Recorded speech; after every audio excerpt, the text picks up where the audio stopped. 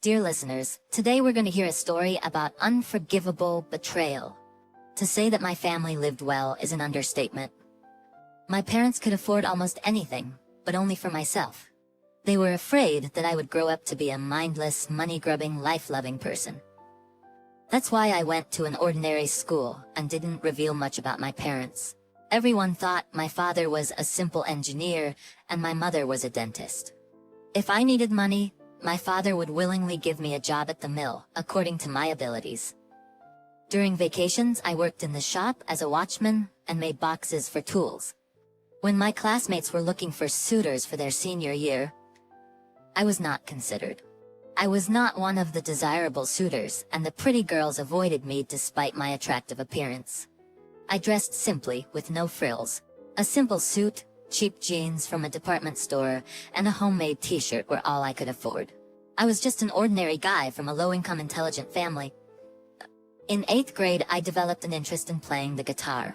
The music captivated me, and I was oblivious to everything else. At the beginning of 9th grade, I decided to attend a music studio to learn classical guitar. For this, I needed two things: money for lessons and a good instrument. I earned the money during vacations, but I had no luck finding a good guitar. My old 7-string guitar, which my uncle gave me, was not suitable, and I couldn't afford a decent one. My parents saw my hobby as just a passing phase and paid no attention to it, especially my father. Then I turned to my mother. One evening when my father was not home, I sang a few songs from her youth to her. Nostalgia is a powerful thing. My mother even shed a tear. And when I thought she had softened, I gently asked her for the necessary amount. She listened to me without saying anything definite, despite my tears and broken voice. I had to start my lessons with what I had. As time went on, I persistently cut my fingers on the hard strings, but I did not give up. By the new year, I had made some progress. Sometimes in the evenings, I would lock myself in my room and play and sing with passion. I thought my parents were indifferent to my hobby, but I was wrong. My mother had been closely monitoring my progress and finally realized that it was serious. She had a long talk with my father, and they made a decision. In March, when I turned 14, I was given a German classical guitar. It was my unattainable dream, and it cost a lot of money. Then a piano came into the house. They took me out of the studio and started inviting teachers home. Piano, guitar, singing. By the time I graduated from high school, I was playing and singing beautifully with a well-defined voice. I was going to continue my studies and enter a conservatory, but then my father interfered in the process.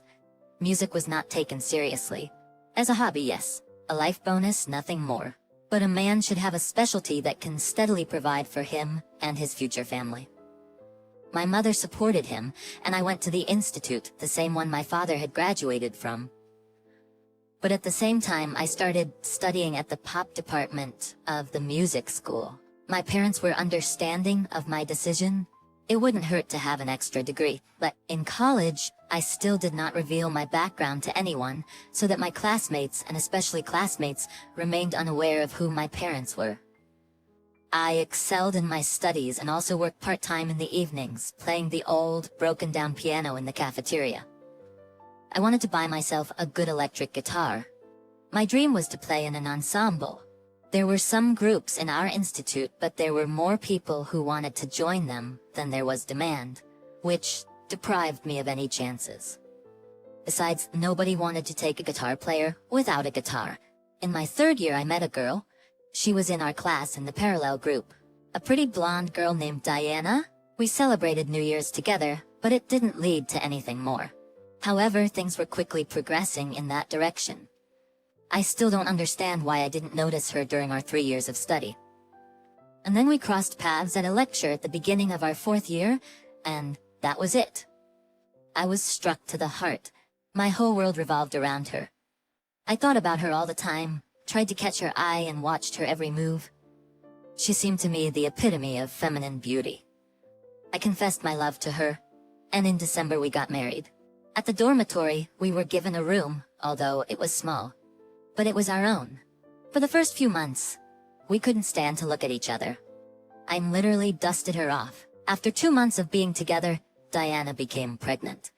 My happiness knew no bounds. When we did the ultrasound scan and found out it was a girl, I couldn't even describe my emotions. But soon, I began to notice that Diana was struggling with her pregnancy. It seemed that the prospect of becoming a mother was not making her happy. I attributed it to the peculiarities of the female body, thinking it was a side effect of pregnancy. Diana became irritable and started avoiding my company. Despite being pregnant, she started leaving home more and more often, going out to parties and meeting with friends. I tried to reason with her, worrying about the baby, but all in vain. She became more and more distant from me. Then some strange phone calls at night began. Diane, to talk in the middle of the night, jumped out of bed and locked herself in the bathroom, citing morning sickness. But I could hear her talking to someone in there. I patiently put up with it all, believing that in the end, it was the baby that mattered. At the due date, the ambulance took Diane into labor. It was October, and I spent the entire night on a bench outside the maternity hospital. And in the morning, a sleepy nurse in a crumpled bathrobe told me that the baby girl was stillborn. My world collapsed. I had nothing left, no hope, no reason to live. That same day after lunch, I took Diana home. She was terribly depressed, just sitting there all the time staring at one point. The next day, she went to her mother in our hometown, explaining that she couldn't be at home, everything irritated her. A week later, a friend called me and told me that Diana hadn't gone anywhere, but was staying with some guy. I didn't believe it at first, but my friend gave me the address and advised me to wait outside. After a while, I saw Diana with a well-groomed gray-haired man. I didn't immediately recognize my wife. She laughed ingratiatingly and held his hand, as if this terrible tragedy with our daughter had never happened. I inwardly shuddered at such hypocrisy. To be honest, even the sheer betrayal didn't shake me like that. I was tempted to punch both of them in the face, but I restrained myself. I turned around and went home. A week later, Diana showed up. It was the most universal sorrow. Pale, tears in her eyes, she showed me in every possible way her grief. I almost vomited with disgust. So, I showed her the pictures and told her I was aware of her adventures. The reaction was predictable. "Loser, it's all because of you."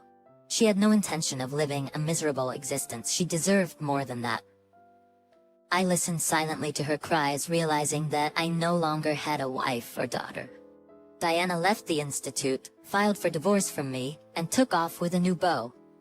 I didn't care where she was or what happened to her. Her new friend was either a banker or a businessman.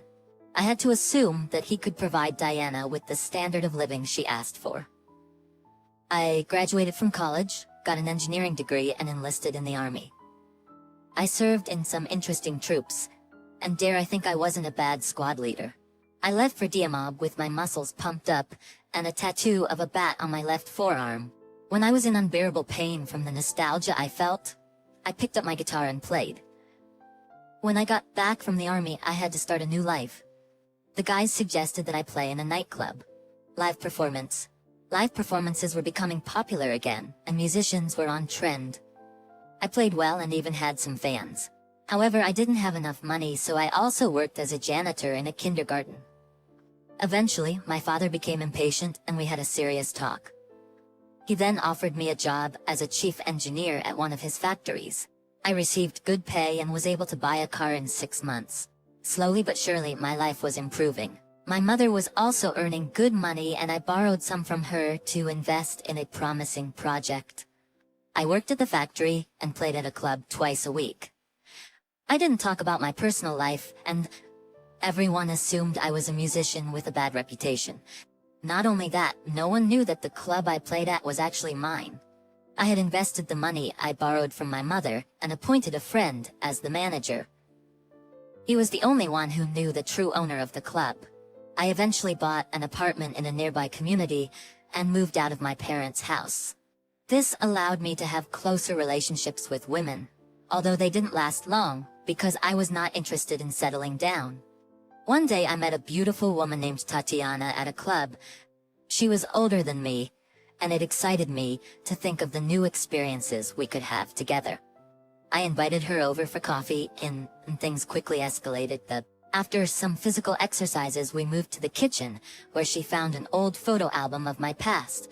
It had pictures from my school, college, and army days, including a few of Diana. I thought I had thrown them all away, but Tatiana seemed interested in them. Suddenly she exclaimed that she knew Diana. She showed me a photo of her in a maternity hospital in the city of S, where I used to work. I didn't pay much attention at the time, but Tatiana continued to explain that Diana had given birth to a healthy baby girl and immediately rejected her. However, I corrected her and told her that Diana had actually given birth to a stillborn baby. This surprised me, and I remembered that I had prepared the baby to be handed over to a baby home. Tatiana suggested that I check with the manager, as it hadn't been too long and he might remember. As I listened to her, I called my father to confirm the story, dialing my father's number. Probably the first time in my life, I asked him for help. 2 hours later, my father, Tatiana, and I were rushing to town C. In the morning, we were already at the same maternity hospital. The director resisted for a long time, but in the end, she gave in to my father's pressure.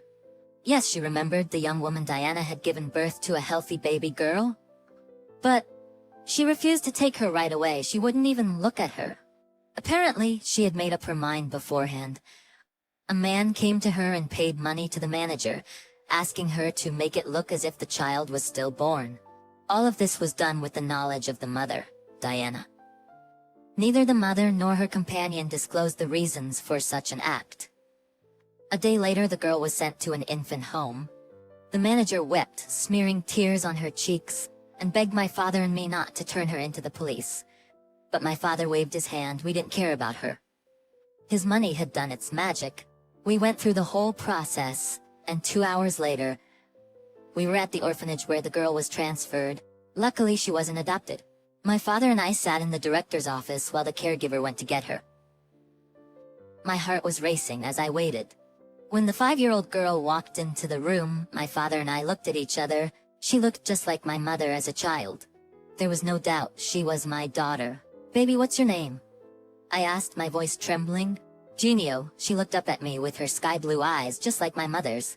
"And you're my father?" she asked, her eyes shining. "I knew you'd come for me."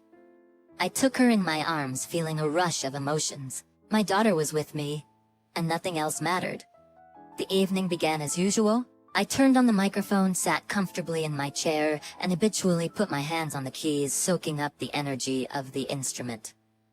My heart was heavy, and I wanted to start with something lyrical, more like the blues. I sat in silence, tuning into the music. The hall was noisy. It seemed as if the people gathered there were celebrating some significant event. "Hello," a familiar waiter placed a cup of coffee in front of me. "There are a lot of people here. 3 plans have already been made." "Congratulations." I finished my coffee, which was getting cold, and struck the first chord. I played softly, but my music was unable to block out the noise in the hall. It was just background music, nothing more. I played Lullaby by George Gershwin and old New York blues. I detached myself from everything: the smoky room, the noise of conversation, the shrill laughter of painted girls. I drowned in the music, my fingers playing by themselves, improvising and forgetting about me. I had never been to New York, and my idea of it probably had little to do with reality. There was a piercing silence in the hall. People stared at the stage, and some had tears in their eyes. Lonely claps were heard, which gradually grew into applause. Someone even shouted, "Bravo!" I bowed and began to gather myself. It was late, and I still had to go home. Some fellow musicians were going to celebrate another event here at the club, but I refused. I had to drive to work tomorrow and then to the airport afterwards. That seemed to be all.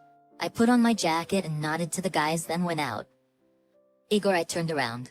"I didn't expect to see you here." The beautiful and well-groomed young lady gave me a whiff of expensive perfume, and her lips curled up in a whimsical way. "Well, it couldn't have been any other way. The joint was yours." She smiled sheepishly. "Even though you still play well." "Hello, Diane, it's good to see you too." I tried to force a smile. "I see you caught your bluebird." There was a woman standing in front of me who had ruined my life, destroyed all my hopes for simple human happiness. Standing there, smiling as if nothing had happened, hating and despising me at the same time. Yes, a loser like me belongs in a pub, honey. Be alright? Some man drove up to us and took the woman under his arm. It's alright, my love. Just met an old acquaintance of mine. Without saying anything, I walked around the sweet couple and headed for the exit. My Porsche was parked in its usual spot, the front wheels resting against a low curb. Carelessly throwing my jacket on the back seat, I sat down in the driver's seat. The car started instantly and rumbled like a cat before dinner. It was about an hour's drive home, but I wasn't going to my apartment for the night anyway. Despite the rainy weather that had settled in, I loved going to my country house. The crackle of hot logs in the fireplace, the amber color of good whiskey, and most importantly, the silence relaxed my soul, displacing all the anxiety and melancholy of sleepless nights. I parked the car in the driveway, picked up my jacket, and climbed the steps to the porch. The governess had already left, but dinner was on the table. Next to it lay a note. Igor, my mother called several times. She asked me to call you back. I only now remembered that I had turned off my cell phone before the show. I dialed my mother's number. Mom answered the phone right away. Igor, do you remember that we're arriving tomorrow? She was in her repertoire. You must meet us, Jenny. I missed you very much, Mom. I'll be there, don't worry. I've prepared warm clothes for my daughter. Everyone's waiting for you, especially Jenia. The governess baked a cake for her. Good, Igor, Dad sends his regards. Mom passed out. Yes, Mom somehow quickly got into the role of grandmother. Dad is still a little resistant, but his granddaughter does not let go of his hands. He and Jenia left for a month to rest in Cyprus, and tomorrow they will return. By 2 o'clock, the driver took me to the airport.